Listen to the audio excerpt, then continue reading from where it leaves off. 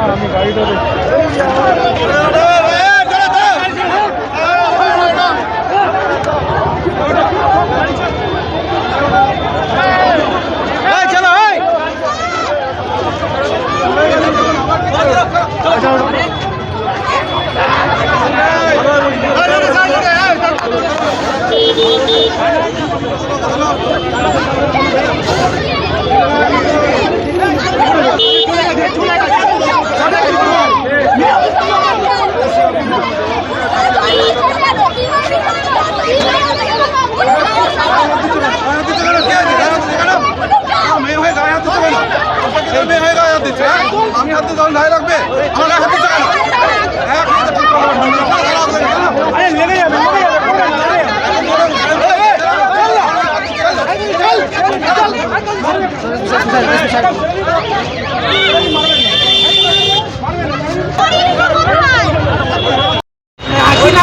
শাকনিক মুখার্জি। আমরা আন্দোলন শুরু করেছি আমাদের জেলা অফিস থেকে, এসএফআই-এর জেলা অফিস থেকে। আমরা শান্তিপূর্ণ মিছিল করে হাওড়া গার্লস কলেজ হয়ে হাওড়া ময়দানে অবস্থান করতে গেছি। পুলিশ আমাদের ধাক্কা দিয়ে, কুশপুতুলের উপর জল দিয়ে জিনিসটাকে নষ্ট করে দেওয়ার চেষ্টা করেছে। পুলিশ ধামাচাপা দেওয়ার চেষ্টা করেছে, যেটা বারংবার এই কলকাতা পুলিশ, হাওড়া পুলিশ বা পশ্চিমবঙ্গের পুলিশ করে আসে। আমরা এর বিরুদ্ধে তীব্র ধিক্কার জানাচ্ছি। এই লড়াই চলবে, অ্যারেস্ট করে আটকানো যাবে না।